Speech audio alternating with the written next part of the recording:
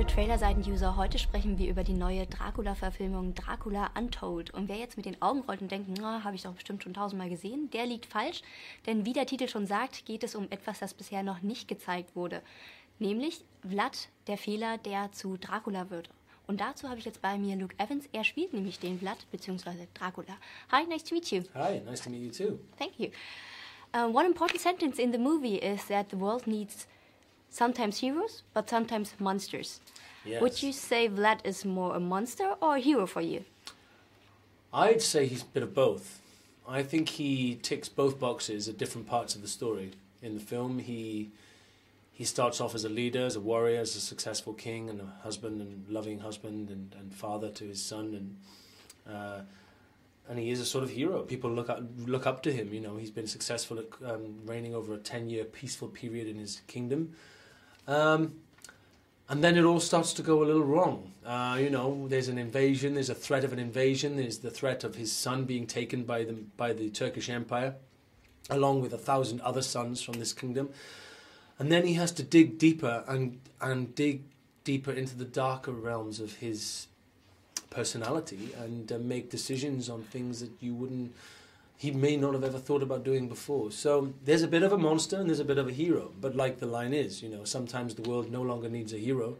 Sometimes what it needs is a monster, and I think he's right. And would you make the same decision to protect the ones you love? Well, I would do an awful lot to protect the ones I love. I don't know whether I would go and drink some creature's blood in a cave on top of a mountain, but no, I think it's when you follow his story, you sort of think, well, this is a man who was trying to do the right thing. He's trying to save his people. He's trying to save everybody, you know, and he has very little options left. And so, no, I respect what he does, and I think, you know, I think he was trying to do the right thing. So. And back to present, do you think nowadays the world needs more monsters or more heroes, or something totally different? Oh no, I think there's enough monsters in this world. I don't think we need any more of those. I think heroes are the ones that need to be exonerated and revered. Yeah, the more heroes, the better. Dracula now is your first main role, and in an interview you said that you were surprised that they consider you for Dracula. But actually, you did a lot of fantasy action roles before. Why have you been surprised? I wasn't surprised at the offer. I was surprised at the character being offered to me, because I thought Dracula was a 60-year-old man. I thought, I was thinking of a much older actor playing Dracula. It was only when I read the script that I realized it was about the young man in the prime of his life. That was the story. That was who it was about. So that's why I was a little surprised. Not that they'd offered it to me. I think I've been working very hard, and this was a great moment in my career to be offered the leading man in my own movie. So yeah, no, I was very happy about that. Surprised also, but happy. We also.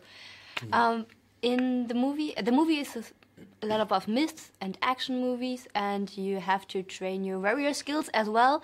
And or have you had your skills trained your sword skills, or have you already with all your experience?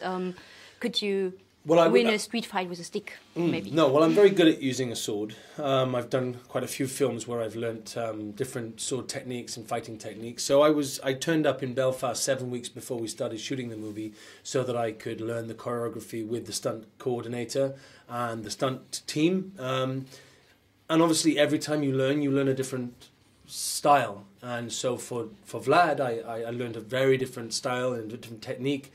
I used a different sort of weapon, and we gave him flares and all this stuff to make him, you know, very, very specific to him. So yeah, I'm always learning as an actor, especially if it's a physical role. You're constantly having to pick new things up and learn new things. So, but I came into it in a good place because I'd been fighting in other movies. So. And you were acting at the theater as well. I was, yeah. What do you like most, playing for an audience or a month scene by scene? Oh, it's difficult. They're so different, because theatre, you know, you do the whole film, the whole show in one night, and you have a reaction immediately as you're performing. You hear them reacting. They laugh or they cry or whatever. You know, you can hear it. Whereas in film, you film out of sequence, so that immediately is very unusual. and then it gets cut and put together, and then 6 months, 8 months, a year later, maybe 2 years later, you then see the finished product. And only then do you feel the response from the audience. So it's a very different experience. Both are very rewarding, but completely different. Completely different. Do you know, on YouTube I just saw a clip when you performed Delilah in the Lyric Theatre. Delilah, okay. And it has more than 33,000 clicks. And when you see that... 33,000 clicks? 33,000, yes. No way. And when you hear that, is it... do you think, oh, why I'm an actor? I don't know. Maybe I should be... maybe they should make a Tom Jones film and then I can play him and sing Delilah on film. That would be good, wouldn't it? Maybe you can give us a taste of your voice so that we can get more clicks as well. I think 33,001 will be you checking it up later. Get on YouTube and watch it. I have an audio edit. There was somebody playing piano. It was beautiful. I don't want to ruin it in this room.